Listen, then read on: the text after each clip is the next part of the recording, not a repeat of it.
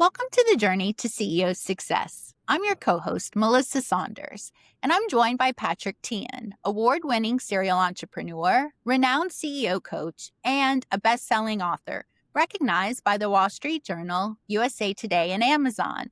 Patrick's latest book, The Journey to CEO Success, is a #1 Amazon bestseller, the inspiration behind this podcast. Patrick, it's great to have you here. Welcome. Thank you, Melissa. It's great to be here today. And today, we're joined by William Cason. William is the president of the Cason Group. Since 2011, he's been with the organization over 20 years in a variety of sales and leadership roles. Today, he leads the company's strategic planning and business development. But above all, he's passionate about the people, the culture, and helping the organization continue to grow. William, welcome to the show. Thank you, Melissa. Glad to be here. Yep, William, thank you so much for coming to our show today. I'm so happy to see you. But I want to start first with you sharing to us about what the Cason Group does. I want to know what you guys do, what do your customers enjoy about you, and maybe what is the difference between what you guys do and some of your competition? How are you different? Well, thanks for having me as well, Patrick. I really appreciate the invite to this. In terms of what we do is serve insurance professionals. Our mission statement probably defines that best, which is we serve insurance professionals by delivering creative sales and service solutions that exceed expectations. Well, what does that mean? We are a wholesale insurance broker in the life and health insurance industry. So insurance companies manufacture product and the ultimate consumer buys it, be it an individual product or a group product, and what we do is call on insurance agents, brokers, consultants, advisors to help them place the insurance product for a group client or an individual client. Gotcha. So you really sell to insurance firms that serve consumers. Yeah, the biggest brokerage, Gallagher, Marsh, those type firms are our clients. Okay, so what do your clients enjoy about you, and why do they pick you over somebody else? Well, I hope they enjoy us for performance. We're in a people-based business, and a lot of what we do ends up being outsourcing work that agencies or advisors don't want to do. And so efficiency and effectiveness and that consistency, that's going to be a key portion of it for sure. So for the end user, I'm guessing that's probably what ultimately sets us apart. Gotcha. Yeah. Let's switch gears, talk about your personal journey. This podcast is about helping CEOs have a more joyful and successful life. And the reason I say that is because I think I've met too many CEOs who have sacrificed joy for success. And, at the end of the day, I don't think most of us would be, let me put it this way, at the end of our life, we typically I don't think we'll look back and say, hey, I wish I had one more day at work. So I'm trying to help all our clients and friends have a more joyful and successful life. So we have quite a few CEOs like you that are in the family business, working along the side the father, mother, or parents. And in your case, you're working alongside your dad as well as your brothers. I'd love to kind of explore that. Did you always want to work at the company with your dad? He started this company in 91. Yeah. So I was 11 at the time, about to turn 11 at the time. I don't even think I was considering that. It didn't even cross my mind. So how did this happen? How did this happen, you coming to the business of dad? Yeah, an interesting comment that you made that I don't think many of us are going to be on our deathbed saying, I wish I stayed one more day at work. And I'm not sure that I wouldn't say I wish I had one more day at work, because you've asked what we do, yes, which I think is extremely important. And hopefully we deliver with excellence so that we can be a blessing and a light to the folks that we serve. Yes. But the real heart for me is why we exist, which is to provide a platform for employees, for people to serve, be challenged, and be a light in the marketplace. I see this organization, hopefully our leadership team does too. We see ourselves as stewards of it. And what makes me passionate about coming to work is the opportunity to build a work environment where we can hopefully have some long-term, even eternal impact through which I would say we can have eternal impact on the folks who work here and hopefully the folks we serve. Yeah. So I'm dying to hear about the eternal impact part. Yeah. I'm going to explore this real quick first about, you joined the company shortly after you finished school. I think you had a couple of years somewhere else, then you joined a company pretty early in your Yep. career. That's why Yep. I'm curious whether you joined because of you wanted to work with your dad Yeah. or So when I got out of college, I told you before, but my spiritual journey and my work yes, journey are pretty intertwined. So yes. I can't share one without the other. Please But do, please do. Yeah. I think I probably began a spiritual journey um, in probably middle school. Hmm. And for me, that was a walk with the Lord. Jesus is what the Lord Jesus and sort of the Christian faith, I would say, in typical vernacular. So, but in high school and into college, I veered away from that. And when I graduated college, I did not want to go work for my dad because the environment here, it was a work environment, obviously, but he had a pretty clear environment of with a Christian worldview, I'll say. Okay. And I knew I had the worldview, I would say, but I wasn't living that lifestyle. And I knew I didn't want the conviction, the level of conviction, or probably to be a fraud in front of him. So, but a year in, I really do feel like the Lord was calling me out of my job that I was in, which was essentially a victory lap in college. I did learn some stuff. It was selling insurance. It was a great job, and it was. I think it has been used since. But at that point, I felt like God was calling me out of the work or out of that particular job, and more Yeah. importantly, into this work environment. So I don't know that it was a desire to go work for my dad specifically, although that definitely was a plus. I think it was a desire to be a part of the environment. I think it's wonderful. I always share with people, you can't, in fact, when I coach CEOs, I remind them that I'm coaching the whole person. It's not, you can't say, this is my work person, this is my person, and this is my spiritual person. I think you're one person. So, just in that quick sharing that you did, I've learned a lot about you, William. I mean, I've learned that you are a transparent guy. You don't want to show up at dad's company faking it to some degree. So you probably had a spiritual awakening somewhere or conviction that helped you say, I want to be in that environment. I want to serve God and serve people at the same time. I think that's wonderful. How did you come to that? How did you come to that place where at first you didn't want to do it, and then what happened that caused you to have that new conviction? I don't think God lets you wallow in your sin for too long. And I just wasn't comfortable in the life that I was living. Now it was a series of probably 10 months after I started here. What the Lord really provided here was community, a Yes. community that was different. Look, we spent a lot of time at work. You know this. Yes. I was looking for what was going to be my next community. I've gotten out of the college fraternity scene, and now Yes. what is community look like as a 22-year-old, which is, I guess I was 22 when I started working here. And I saw the community. I knew I knew all the people that worked here. And I think I saw those are people I want to do life. I want to do life like them. Yes. And I want for, or feel called to the conviction that would provide. Yeah. So I think having a purpose-driven life is really critical. I think it's really fantastic when your purpose in life really matches your job, because like you said, we spend approximately 70% of our waking hours Interesting. at work. 70%. And for guys like you and me, we probably spend more than that thinking about work after we've left, unfortunately, but we do. So if you're not called to do the things that you're doing, your life isn't, I think, personally as fulfilled as it could be. Congratulations. I think that for me, finding joy in where I work, the first step is knowing that you're called to do the right things or serve in the place that God has for you. Congratulations for that. Now, tell me, what about your brother? How does it work? Your brother's in the business too, right? Yeah. So we have a family holding company. Yeah.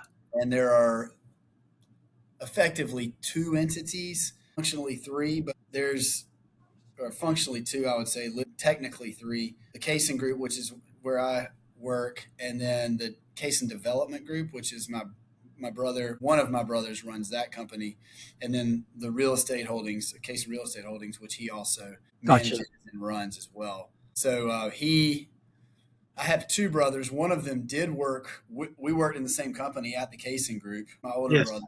And then my younger brother started in the commercial real estate brokerage and then ended up launching his own development company. And then 2018, he and my dad certainly led the charge. Or, well, let me say he was the most important vote in doing this. But we merged everything together. My younger brother really had a desire to do that. And it seemed like what God was leading us towards from my perspective as well. So we merged everything together. So we now have a family holding company that owns both entities or all three entities. And he runs the real estate side and I run the insurance. Gotcha. I have two daughters, and I always wish that I could work with them at some point, right? I mean, like I said, you spend so much of your time at work. And for me, it's like, hey, my girls and I were doing some of the same things together. That'd be a lot of fun. In fact, I've told my daughters that if they ever start a company or something, Daddy will come work for you.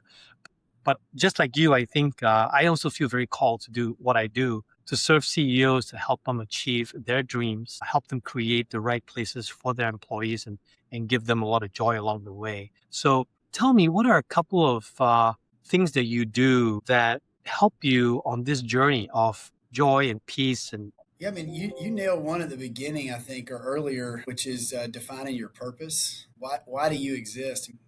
That has been one of the things that we have done here that is super helpful to have a North Star.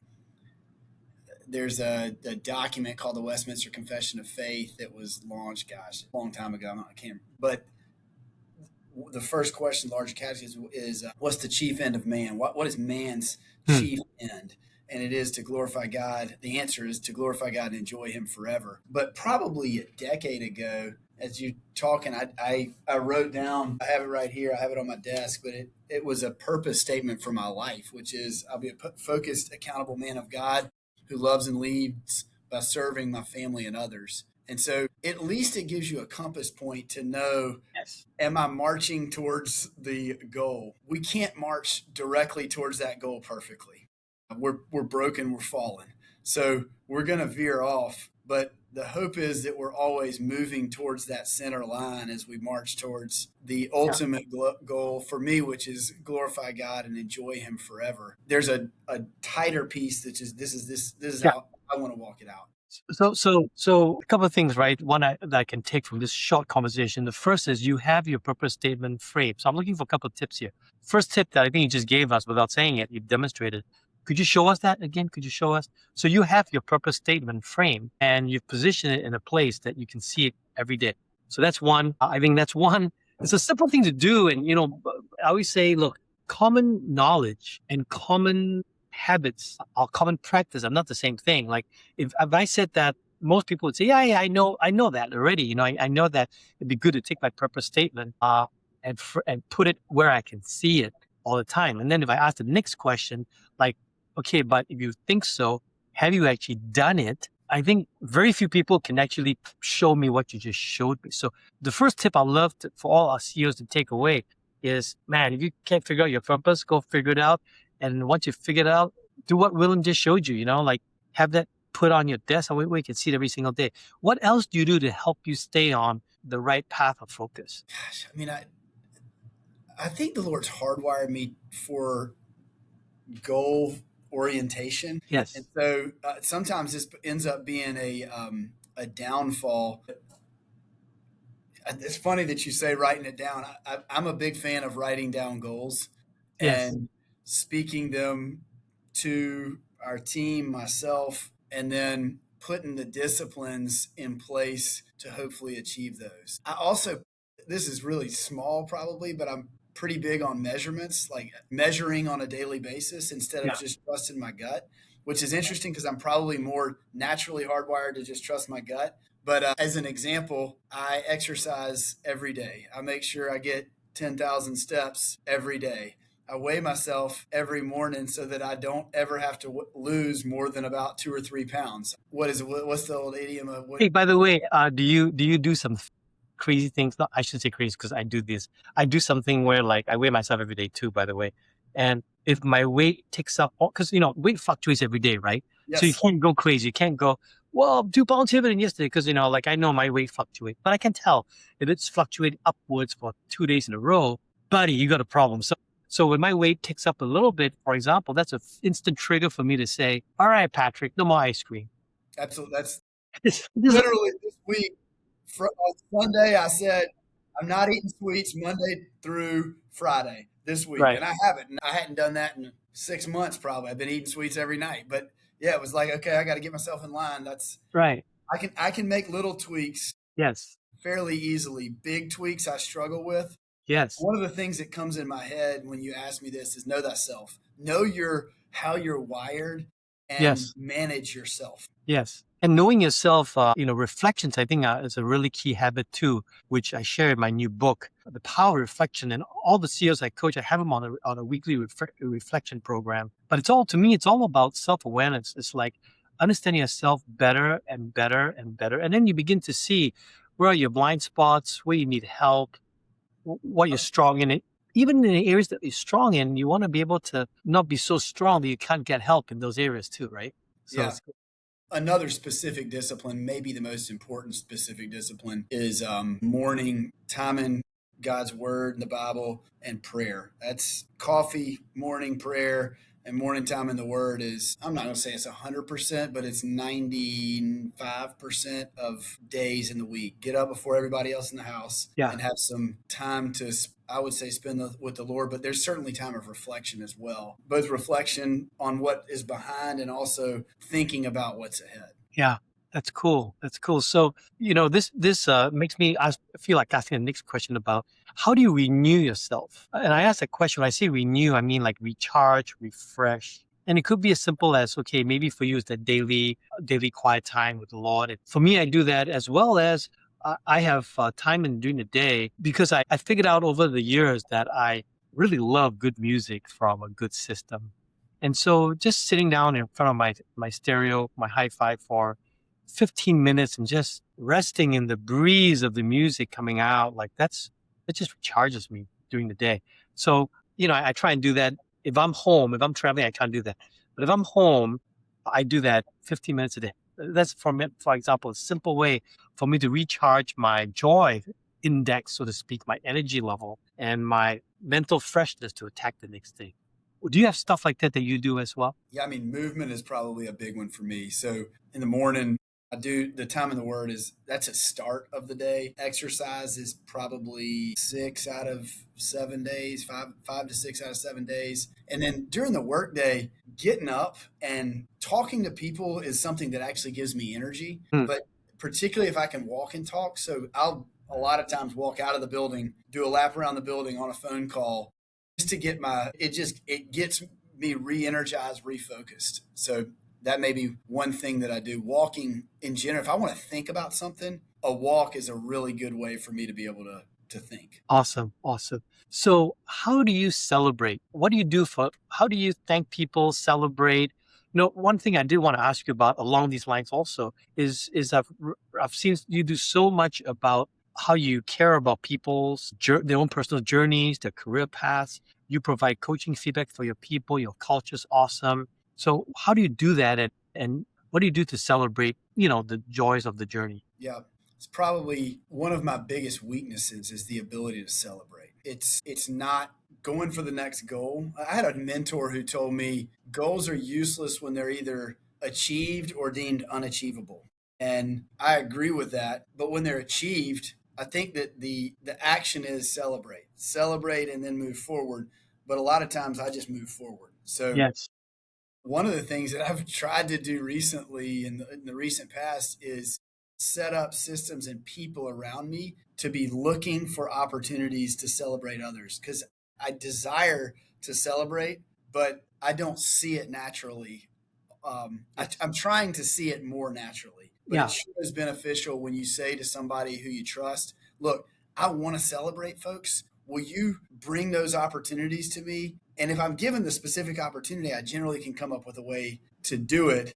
Yes. But the power of words, a handwritten note is an amazing tool that I don't use enough, candidly. Just the power of words in general. Yeah. Sometimes people feel like when you do it the way you say it, it is not as authentic. And I would say, actually, that's not true. That's very authentic. In other words, you're getting someone to help you. And I think all of us in our position of leadership need to be humble enough to ask for help to fill in our blind spots. So this is one example of a blind spot that you've identified. You want to celebrate. You're not very good at it. So you probably missed the opportunity. By the way, most guys and gals like you and me do that. It's not the first time I've heard this. It's pretty often that someone who's very driven to achieve will, okay, what's the next thing? What have you done for me today? Forget about tomorrow. Forget about yesterday, So it's good that you notice that and you've asked somebody to help you to say, hey, bring those opportunities to me. So for everybody listening, I don't take that as being inauthentic, just so you guys know. I take that as actually understanding our weakness and then creating a system that can help us, achieve what we want to with people despite our weakness. Like you found a way to fill in the area that you're weak. I think that's important for us to do. And because I've heard some guys ask me this question, like, hey, is it inauthentic? I got someone to notice the victories. I'm like, no, because you didn't notice it. So you were blind. That's okay. Somebody else can see for you. It's okay. Don't beat yourself up. So I love that you do that and then you celebrate with them. That's awesome. That's awesome. So what's next for you guys? Or I shouldn't say what's next, but what is your dream for yourself and the company over the years ahead? The dream long term, the forever dream is to continue to provide a platform where employees can serve, be challenged, and be a light in the marketplace. And I think that I'm 45 right now, so I haven't really started thinking about the succession, but maybe I have started to think about it. I don't think it's in the near term. A 10-year vision is something that I can see. Yes. And I think can hopefully get others to see. So our current 10-year vision is to be a bigger and brighter light in the marketplace. The brighter light portion is actually the more important of the two. And the two goals, specific goals for that, are to be the best place to work for our target people. Because if we aren't serving our people well, how can we be a light out if we're not going to be a light in? And then to be the best at everything that we do, so that there's a verse in Proverbs that says, show me a man who's skilled at his work, and I'll show you a man who'll stand before kings. He won't stand before obscure men.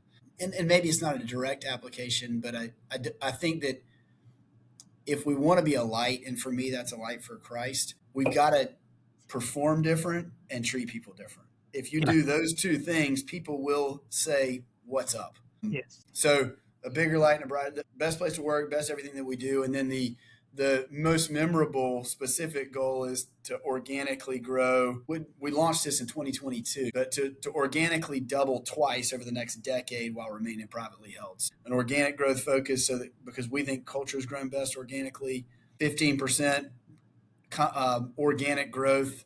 That's the least important of the numbers, but it does give us a target. And then remaining privately held. We were $26 million in revenue in 22. Our goal is to really grow to $100 million. So it's a memorable number. And then remaining privately held, because my belief is that whoever owns the company ultimately owns the why of the company. And yes, I haven't heard of an acquiring entity that has the exact same why as ours. I hope we have the humility that whatever is best for our employees is ultimately what we will do. But it sure would be fun to be able to continue to press forward towards our purpose. Yeah. William, thank you, man. I have been inspired by our conversation. Thank you so much. I think for anybody working at your company, they're probably blessed, and it's a real gift. So I can talk to you all day long, but it's time for me to ask you my final question. I ask this of all my guests who join us on the podcast.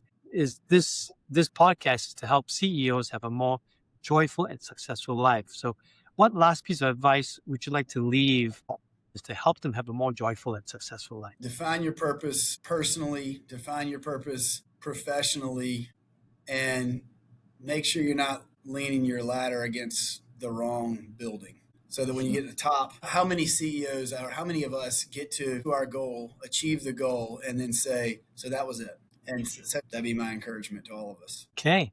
Thank you very much, William. Hey, Melissa, thanks for coming back to you. Yeah. Thank you, William, for being here today and sharing your story. Until next time, go out there and enjoy this beautiful journey we're on. Bye now. Thank you. Thank y'all.